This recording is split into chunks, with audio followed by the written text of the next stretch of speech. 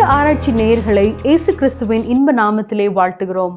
நாம் கடந்த பாடத்திலே தேவனுடைய பிள்ளைகள் யாவருக்கும் ஆவிக்குரிய காரியங்களை புரிந்து கொள்ளும் கிருபையை தேவன் கொடுத்திருக்கிறார் என்றும், இயற்கையாகவே பெண்கள் ஆண்களை விட மிகவும் கவனமானவர்கள், ஆண்கள் ஒரு ஆபத்தை உணர்ந்து கொள்ளும் முன்னரே பெண்கள் அதனை உணர்ந்து கொள்வார்கள் என்றும், பெந்தேகோஸ்தே நாளில் ஒரு சிலர் மீதே பரிசுத்த ஆவியானவர் ஊற்றப்பட்டார்.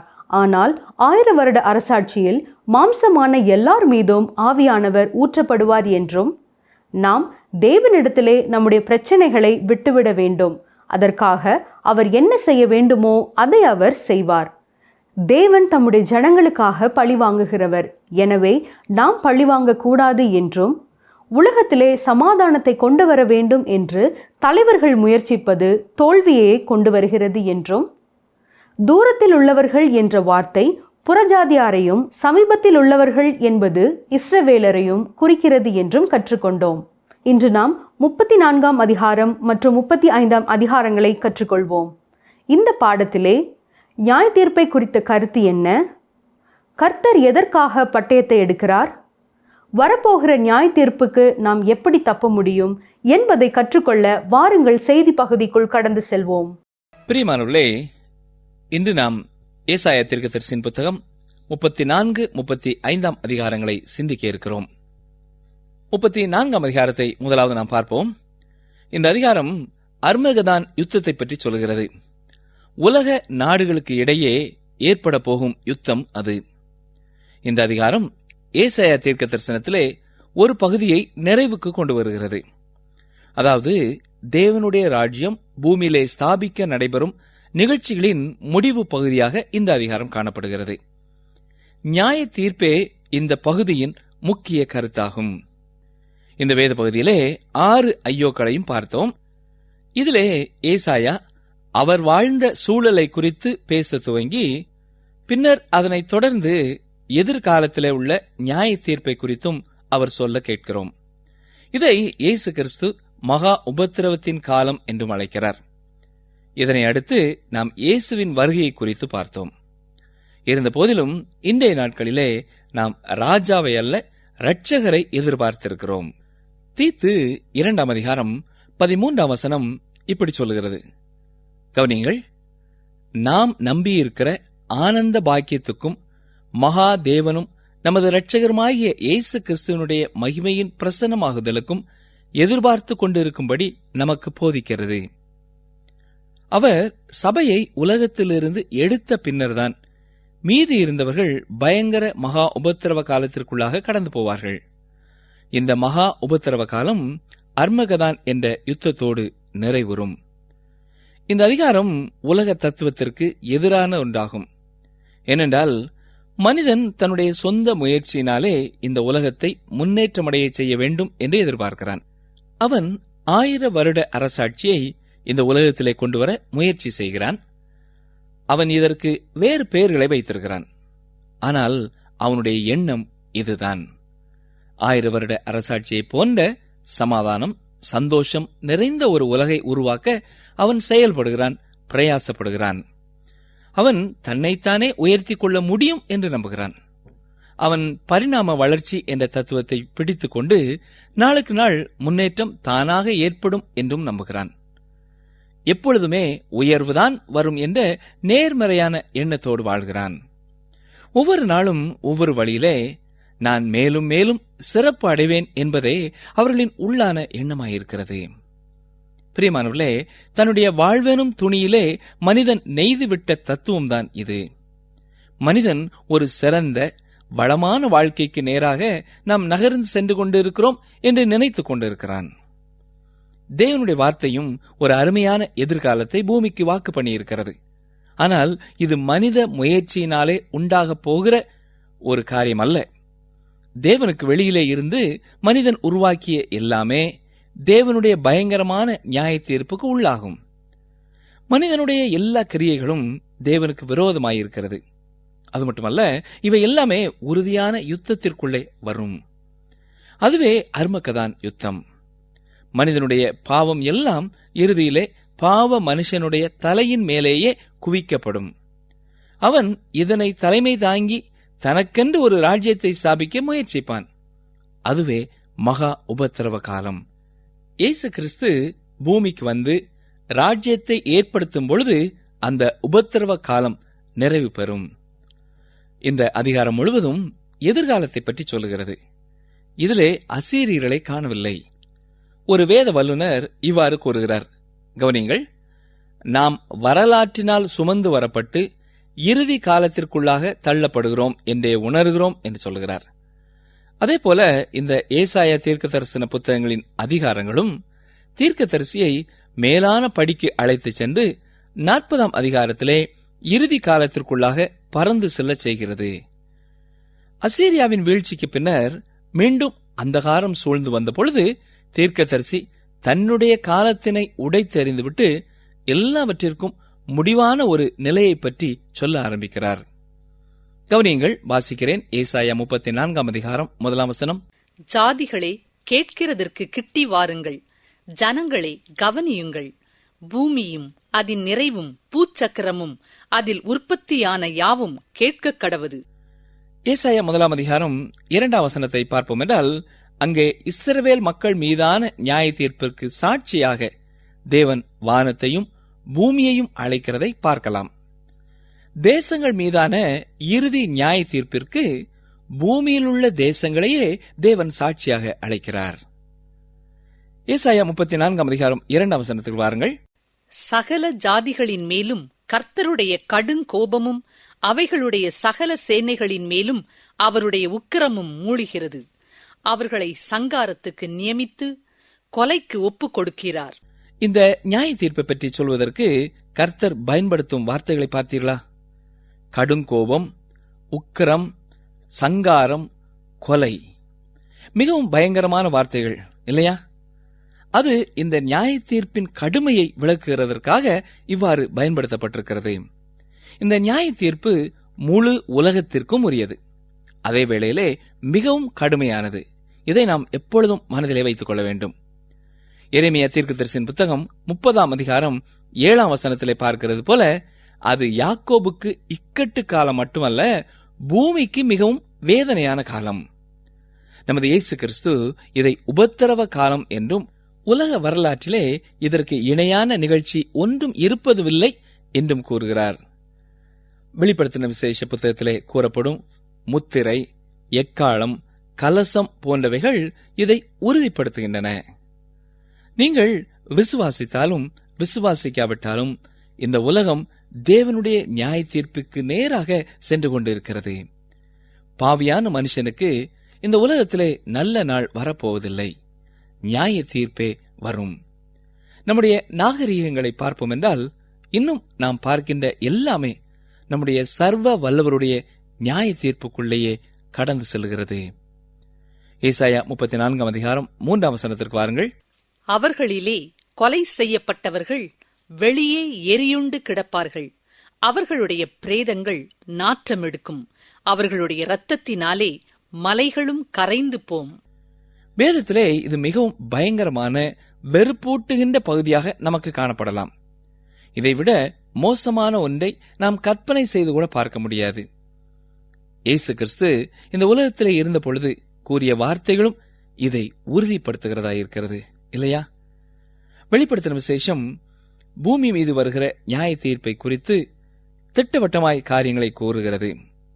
அதுவும் இதே காரியத்தை நிரூபிக்கிறதாயிருக்கிறது. அநேக மக்கள் இந்த காரியத்தை குறித்து சந்தேகப்படுகிறார்கள். இது எப்படி நடக்கும்? இது எல்லாம் நடக்க வாய்ப்பில்லை என்று நினைக்கிறார்கள். இதற்கு ஒரு சிறந்த எடுத்துக்காட்டை நாம் சொல்லலாம். ஒருமுறை வளைகுடா பகுதியிலே மிகப்பெரிய புயல் ஒன்று வந்து தாக்கியது. அப்படி அது தாக்கும் முன்னதாகவே அந்த பகுதியிலே உள்ள புயலின் தாக்குதலை குறித்து எச்சரிக்கை கொடுக்கப்பட்டது.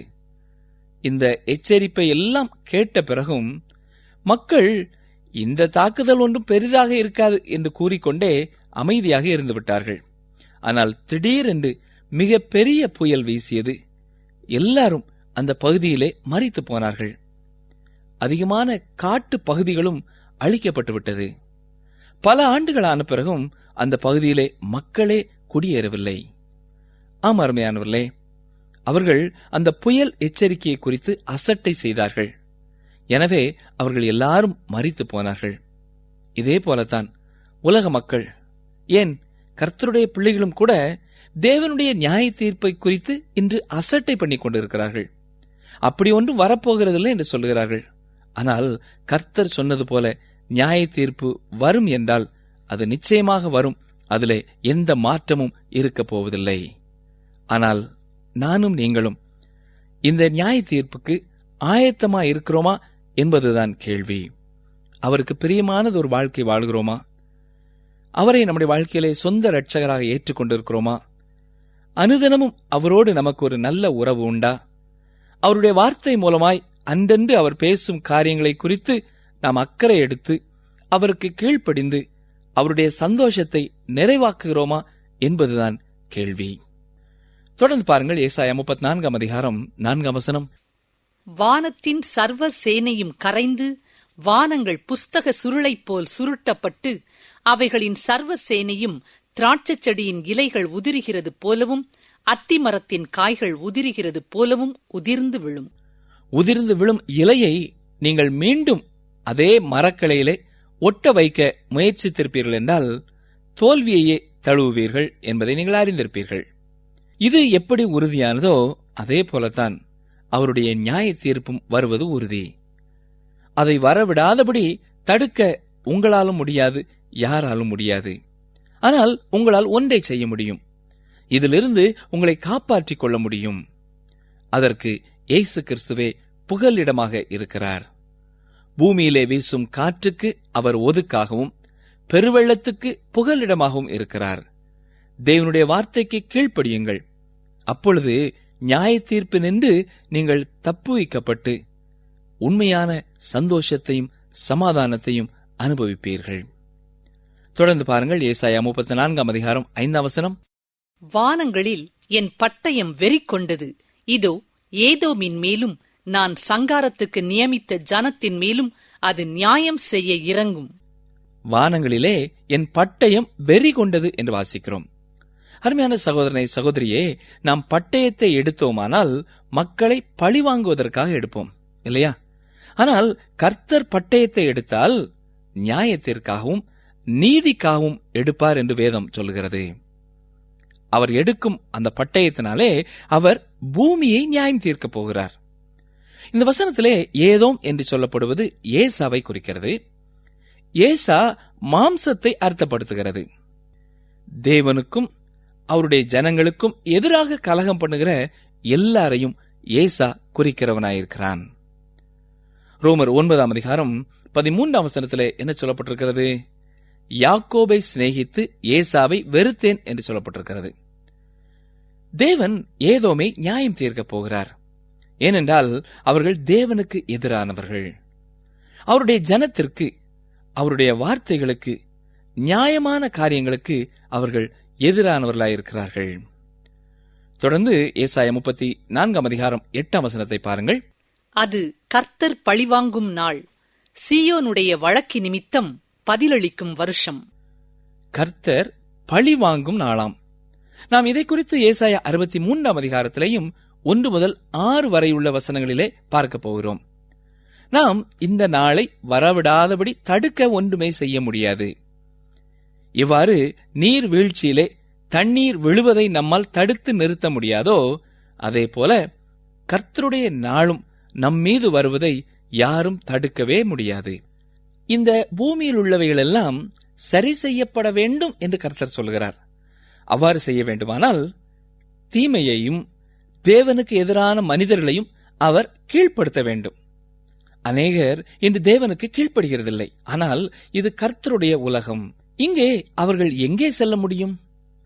எந்த பக்கமும் போக முடியாது. இப்படிப்பட்டவர்களுக்கு தப்பிக்க ஒரு இடமும் இல்லை. அது நரகம்தான். நீங்கள் நரகத்தை குறித்து பலதரப்பட்ட கருத்துடையவர்களாக இருக்கலாம். ஆனால் சந்தேகம் இன்றி நாம் பார்க்கிற தீயை விட பன்மடங்கு அது கேடானது, கொடூரமானது. ஏனென்றால் தேவனுடைய வார்த்தை மாறாதது. மத்தேயு 5 அதிகாரம் 18 வசனத்திலே இயேசு என்ன சொல்கிறார் பாருங்கள். வானமும் பூமியும் ஒளிந்து போனாலும் நியாயப்பிரமாணத்தில் உள்ளதெல்லாம் நிறைவேறும் அளவும் அதில் ஒரு சிறு எழுத்தாகிலும் ஒரு எழுத்தின் உறுப்பாகிலும் ஒளிந்து போகாது என்று மெய்யாகவே உங்களுக்கு சொல்கிறேன் என்று சொல்கிறார். அருமையானவர்களே, நாம் வானிலை அறிக்கையை கேட்டும் சும்மா இருக்கக்கூடாது. ஆபத்திலிருந்து தப்பிக்கும் வழியை நாம் பார்க்க வேண்டும். வரும் நியாய தீர்ப்பிற்கு எப்படி நாம் தப்ப முடியும்? இயேசு என் பாவத்திற்கான பரிகாரத்தையும் செய்து முடித்து விட்டார் என்னும் உண்மையை நீங்கள் மனதார நம்புங்கள். அவருக்கு பிரியமானது ஒரு வாழ்க்கை வாழ அவரது பரிசுத்த ஆவியானவரின் வல்லமையையே நாடுங்கள். உங்கள் சொந்த முயற்சியினாலே அப்படிப்பட்டதொரு பரிசுத்த வாழ்க்கையை உங்களால் வாழ முடியாது என்பதையும் நீங்கள் ஒத்துக்கொள்ளுங்கள். இது மட்டுமே நம்மை நித்திய அழிவிலிருந்து காப்பாற்றும். எனக்கு அருமையான சகோதரனே, சகோதரியே, அருமையான வாலிப தம்பி, தங்கையே, காலத்தை கடத்த வேண்டாம். ஆண்டவர் எந்த பாவத்தை குறித்து உங்களிடத்திலே பேசிக் கொண்டிருக்கிறாரோ அதை பரிபூர்ணமாய் அவருடைய பாதத்திலே அறிக்கை செய்து அவருடைய பலனை பெற்றுக்கொண்டு வெற்றி வாழ்க்கைக்குள்ளே கடந்து வாருங்கள். இதுவே அனுக்கிற காலம், இதுவே இரட்சணிய நாள். தொடர்ந்து ஏசாயா 35 அதிகாரத்தை பார்க்க போகிறோம். நாம் இந்த அதிகாரத்திற்கு வரும் பொழுது தேவனை துதிக்க வேண்டும். ஏனென்றால் அர்மகதான் யுத்தத்தோடு உலகிலே உள்ள எல்லாவற்றிற்கும் முடிவு வந்துவிடவில்லை. இந்த அதிகாரம் ஒரு சிறந்த கவிதை முத்து என்று சொல்லலாம். இப்பொழுது தேவனுடைய நியாய தீர்ப்பின் அக்கினி அவிழ்ந்து போய்விட்டது. பட்டயம் உரையிலே போடப்பட்டுவிட்டது. மாலை நேரமாகிய பூமியின் பிரச்சனை முடிந்துவிட்டது. காலையாகிய 1000 வருட அரசாட்சியின் இனிய காலம் உண்டாகிவிட்டது. இந்த அதிகாரம் துயரத்திலிருந்து சமாதானத்திலே சென்று முடிவடைகிறது. இரவிலிருந்து உதயத்திலே, நியாய தீர்ப்பிலிருந்து ரட்சிப்பிலே, கண்ணீரிலிருந்து மகிழ்ச்சியிலே முடிவடைகிறது. உன்னத பாட்டு 2 அதிகாரம் 11, 12 வசனங்களிலே சொல்லப்பட்டுள்ளது போல மாரிக்காலம் சென்றது, பூமியிலே புஷ்பங்கள் காணப்படுகிறது. ஆம், ஏசாயா 35 அதிகாரம் 1 வசனத்திற்கு வாருங்கள். வனாந்திரமும் வறண்ட நிலமும் மகிழ்ந்து கடுவெளி கழித்து புஷ்பத்தைப் போலச் செழிக்கும். இங்கே முதலாவது பூமி சீர் செய்யப்பட்டதை பற்றியும் பாவத்தின் சாபம் நீக்கப்பட்டதை பற்றியும் பார்க்கிறோம். இது பூமியின் சரீரம். பத்திரிகையிலே இன்று வரும் செய்திகளை பார்க்கும் பொழுது ஆண்டுக்காண்டு பாலைவனத்தின் எல்கை விரிவடைந்து கொண்டே வருகிறதாக நாம் அறிகிறோம். இது இன்றைய உலகத்தின் நிலை. அவை குறையவில்லை. தண்ணீர் தட்டுப்பாடும் மண் அரிப்பும் இதை துரிதப்படுத்துகிறது. மேலும் இந்த மாசு உலகத்தை நிரப்பிக் கொண்டிருக்கிறது. 1000 வருட அரசாட்சியின் சூழ்நிலைக்கு எல்லாமே எதிராக இருக்கிறது. ஆனால் இவை எல்லாமே 1000 வருட அரசாட்சியிலே தலைகீழாக மாற்றப்படும். சாபம் நீக்கப்படும். இங்கே அழகாக சொல்லப்பட்டுள்ளது போல வனாந்தரமும் வறண்ட நிலமும் மகிழும், கடுவழி கழித்து புஷ்பத்தைப் போல செழிக்கும். இது பூமியின் மகிழ்ச்சியான எதிர்காலத்தை குறித்த ஒரு அழகான ஓவியம். உங்களுக்கு பாலைவனத்தின் கடுமை தெரியுமானால் இந்த வார்த்தைகளின் இனிமையும் நிச்சயமாய் புரியும். இதிலே சந்தேகமில்லை. தொடர்ந்து பாருங்கள். ஏசாயா 35 அதிகாரம் 2 வசனம். அது மிகுதியாய் செழித்து பூரித்து ஆனந்த களிப்புடன் பாடும். லீபனோனின் மகிமையும் கர்மேல் சாரோன் என்பவைகளின் அலங்காரமும் அதற்கு அளிக்கப்படும். அவர்கள் கர்த்தருடைய மகிமையையும் நமது தேவனுடைய மகத்துவத்தையும் காண்பார்கள். இதற்கு மாறான ஒரு கருத்தை அப்போஸ்தலனாகிய பவுல் ரோமாபுரியாருக்கு எழுதும் பொழுது 8 அதிகாரம் 22 வசனத்திலே சொல்லி இருக்கிறதை நாம் பார்க்கலாம். சற்று கவனிங்கள், நான் வாசிக்கிறேன். ரோமர் 8:22. சர்வ சிருஷ்டியும் ஏகமாய் தவித்து பிரசவ வேதனைப்படுகிறது. ஆனால் 1000 வருட அரசாட்சியிலே எல்லா சிருஷ்டிகளும் மகிழ்ச்சியோடு இருக்கும். மற்றும் ஒரு காரியத்தை ஏசாயா 35:3 பார்க்கிறோம். தளர்ந்த கைகளை திடப்படுத்தி தள்ளாடுகிற முழங்கால்களை பலப்படுத்துங்கள். இங்கே மனிதர்களின் சரீரமும் மீட்கப்படுவதை பார்க்கிறோம். அவனுடைய மனமும் புதுமையடைகிறது. நாம் இந்த விதமான புதிய சரீரத்தை உடையவர்களாக மீட்கப்பட வேண்டும் என்று சிருஷ்டியானது மிகுந்த ஆவலோடே காத்துக் கொண்டிருக்கிறது. இது 1000 வருட அரசாட்சியிலே நடைபெறப் போகிற ஒரு காரியம். தொடர்ந்து பாருங்கள். 4 வசனம். மனம் பதறுகிறவர்களை பார்த்து நீங்கள் பயப்படாதிருங்கள், திடன் கொள்ளுங்கள், இதோ உங்கள் தேவன் நீதியை சரிக்கட்டவும் உங்கள் தேவன் பதிலளிக்கவும் வருவார். அவர் வந்து உங்களை இரட்சிப்பார் என்று சொல்லுங்கள். தேவனுடைய நியாய தீர்ப்பாகிய புயலின் மத்தியில் தேவனுடைய ஜனங்கள் மகிழ முடியும். காரணம் என்ன தெரியுமா? தேவன் வந்து தங்களை ரட்சிப்பார் என்பதை அவர்கள் அறிவார்கள். தேவனுடைய சபையானது மகா உபத்திரவ காலத்திற்குள்ளே வருவதில்லை என்ற நம்பிக்கையும் மகிழ்ச்சியையும் உடையதாக இருக்கிறது. தொடர்ந்து 5, 6 வசனங்களை பாருங்கள். அப்பொழுது குருடரின் கண்கள் திறக்கப்பட்டு செவிடரின் செவிகள் திறவுண்டு போம். அப்பொழுது முடவன் மானைப் போல் குதிப்பான், ஊமையன் நாவும் கெம்பீரிக்கும். வனாந்திரத்திலே தண்ணீர்களும் கடுவெளியிலே ஆறுகளும் பாய்ந்தோடும்.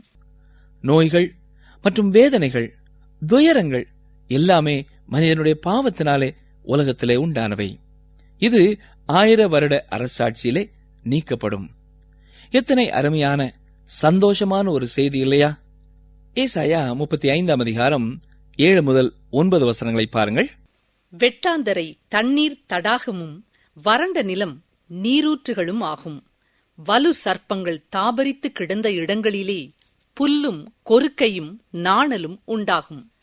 அங்கே பெரும் பாதையான வழியும் இருக்கும், அது பரிசுத்த வழி எனப்படும். தீட்டுள்ளவன் அதிலே நடந்து வருவதில்லை. அந்த வழியில் நடக்கிறவர்கள் பேதையராயிருந்தாலும் திசை கெட்டுப் போவதில்லை. அங்கே சிங்கம் இருப்பதில்லை, துஷ்ட மிருகம் அங்கே போவதுமில்லை, அங்கே காணப்படவும் மாட்டாது. மீட்கப்பட்டவர்களே அதில் நடப்பார்கள். 1000 வருட அரசாட்சியிலே இந்த பூமி எப்படியாக காணப்படும் என்பதனைத்தான் வேதம் இவ்வளவு அழகாக ஒரு ஓவியம் போல நமக்கு காண்பிக்கிறது. வசனம் 10 பாருங்கள். கர்த்தரால் மீட்கப்பட்டவர்கள் திரும்பி ஆனந்த களிப்புடன் பாடி சீயோனுக்கு வருவார்கள். நித்திய மகிழ்ச்சி அவர்கள் தலையின் மேல் இருக்கும். சந்தோஷமும் மகிழ்ச்சியும் அடைவார்கள். சஞ்சலமும் தவிப்பும் ஓடிப்போம். இதைவிட சிறந்த ஒன்றை உங்களால் சிந்தித்து பார்க்க முடிகிறதா? இந்த பாக்கியம் இஸ்ரவேலுக்கு மட்டுமல்ல, 1000 வருட அரசாட்சியிலே நுழையும் மீட்கப்பட்ட அந்நாட்களிலே பூமியிலே வாழும் புறஜாதியாருக்கும் உண்டு. பிரியமானவர்களே, சகரியா 14 அதிகாரம் 16, 17 வசனங்களை பார்ப்போம் என்றால், பின்பு எருசலேமுக்கு விரோதமாக வந்திருந்த எல்லா ஜாதிகளிலும் மீதியான யாவரும் சேனைகளின் கர்த்தராகிய ராஜாவை தொழுது கொள்ளும்படிக்கும் கூடார பண்டிகையை ஆசரிக்கும்படிக்கும் வருஷா வருஷம் வருவார்கள். அப்பொழுது பூமியின் வம்சங்களில் சேனைகளின் கர்த்தராகிய ராஜாவை தொழுது கொள்ள எருசலேமுக்கு வராதவர்கள் எவர்களோ அவர்கள் மேல் மழை வருஷிப்பதில்லை. தேவனுடைய மனிதர் ஒருவர் இவ்வாறு கூறுகிறார், கவனியுங்கள். கர்த்தாவே, சீக்கிரமாய் வாரும், தாமதியாதேயும், இல்லாவிட்டால் ஜீவனுள்ளோர் தங்களுடைய நம்பிக்கையை விட்டு விடுவார்களே. தாமதியாதேயும், ஏனென்றால் இந்த பூமி நரகத்தைப் போல ஆகிவிடும். உம்முடைய சபை சிறு சிறு துண்டுகளாகி புழுதியாய் போய்விடும். உயிர்த்தெழுதல் நாளை துரிதமாக்கும். கல்லறை தன்னிடத்தில் உள்ள அழுகிப்போன சாம்பலான அழிந்து போய்க் கொண்டிருக்கும் எலும்புகளை மகிமையான நட்சத்திரங்களாக சூரியனாக திரும்பத் தரட்டும். உம்முடைய மணவாட்டி வாரும் என்கிறார். எல்லா சிருஷ்டிகளும் வாரும் என்கிறார்கள். ஆம் கர்த்தாவே, நீர் வாரும். சர்வ சிருஷ்டியும் ஏகமாய் தவித்து பிரசவ வேதனைப்படுகிறது. இவ்விதமாக ஏசாயா புஸ்தகத்தின் 1 பகுதி 1000 வருட அரசாட்சியின் ஆசீர்வாதங்களோடு நிறைவு பெறுகிறது. தொடர்ந்து அடுத்த நிகழ்ச்சியிலிருந்து நாம் ஏசாயா தீர்க்கதரிசியின் புத்தகம் 36 அதிகாரமாகிய அடுத்த பகுதிக்குள்ளே நாம் கடந்து செல்ல இருக்கிறோம். இன்று நாம் கேட்ட சத்தியங்களை சற்றே நம் மன கண்முன் கொண்டு வருவோமா? அவருடைய வருகை சமீபமாயிருக்கிறது. இந்நாட்களிலே உலகத்திலே நடைபெற்றுக் கொண்டு வரும் பூமி அதிர்ச்சிகளும் யுத்தங்களும் பகைகளும் சமாதான குறைவும் அவருடைய வருகை சீக்கிரம் சீக்கிரம் என்று நமக்கு அறிவித்துக் கொண்டே இருக்கிறது. அவருடைய வருகையை சந்திக்க நாம் ஆயத்தமா? ஜெபம் செய்வோம். எங்களை நேசிக்கிற எங்கள் நல்ல கர்த்தாவே, இன்னும் உம்முடைய வசனத்தின் மூலமாக நீர் எங்களோடு பேசியதற்காக உமக்கு ஸ்தோத்திரம் செலுத்துகிறோம். அடிக்கடி கடிந்து கொள்ளப்பட்டும் தன் பிடரியை கடினப்படுத்துகிறவன் சகாயமின்றி சடுதியிலே நாசமடைவான் என்ற வார்த்தை எங்களுடைய வாழ்க்கையிலே வந்துவிடாதபடி நீர் உணர்த்தும் பொழுதே நாங்கள் மனம் திரும்பி உம்முடைய வருகைக்கு எப்பொழுதும் ஆயத்தமானவர்களாக காணப்பட காத்துக்கொள்ளும். யார் யாருடைய உள்ளங்களிலே துயரத்தோடும் பாரத்தோடும் வாழ்கிறார்களோ அவர்களுக்கு உம்முடைய சமாதானத்தை தாரும். பாவத்தின் மேலே வெற்றி இல்லை என்று புலம்பிக் கொண்டிருக்கிற உம்முடைய பிள்ளைகளை நீர் கண்ணோக்கி பாரும். உம்முடைய தூய ஆவியானவரின் வல்லமையை அவர்களுடைய வாழ்க்கையிலேயும் அவர்கள் அனுபவிக்கவும் ஒவ்வொரு நாளும் திருப்தியோடும் மன மகிழ்ச்சியோடும் உமக்குள்ளே நிலைத்திருக்க கிருபை செய்யும். மீட்பர் இயேசு கிறிஸ்துவின் நாமத்தினாலே தாழ்மையோடு வேண்டிக் கொள்கிறோம் பிதாவே, ஆமென். சரி நேயர்களே, இன்று நாம் கற்றுக்கொண்ட காரியங்கள் என்ன? பாவியான ஒரு மனிதனுக்கு இந்த உலகத்திலே நல்ல நாள் ஒன்றும் வரப்போவதில்லை. அதில் நியாய தீர்ப்பு மட்டுமே வரும். தேவனுடைய வார்த்தைக்கு கீழ்ப்படியுங்கள். அப்பொழுது நியாய தீர்ப்பு நின்று தப்புவிக்கப்பட்டு உண்மையான சந்தோஷத்தையும் சமாதானத்தையும் அனுபவிப்பீர்கள். கர்த்தருடைய நாள் நம்மேல் வருவதை யாராலும் தடுத்து நிறுத்த முடியாது. 1000 வருட அரசாட்சியிலே எல்லா சிருஷ்டிகளும் மகிழ்ச்சியோடு இருக்கும். தேவனுடைய சபை மகா உபத்திரவ காலத்திற்குள்ளே வருவதில்லை என்ற நம்பிக்கையும் மகிழ்ச்சியையும் உடையதாக சபை இருக்கிறது. நோய்கள், வேதனைகள், துயரங்கள் எல்லாமே மனிதனுடைய பாவத்தினாலே இந்த உலகத்திலே உண்டாயின. இது 1000 வருட அரசாட்சியிலே நீக்கப்படும். நன்றி நேயர்களே, மீண்டும் நாம் அடுத்த நிகழ்ச்சியிலே சந்திப்போம். கர்த்தர் உங்களை ஆசீர்வதிப்பாராக. ஆமென். இந்த நிகழ்ச்சி உங்களுக்கு பிடிச்சிருக்கா? அப்ப இப்பவே மிஸ்டர் கால் கொடுங்க. பரிசு வெல்றது நீங்களாவும் இருக்கலாம்.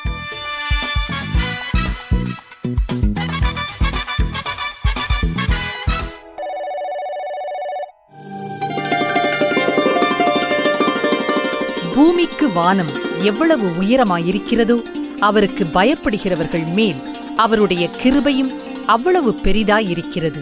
சங்கீதம் 103:11.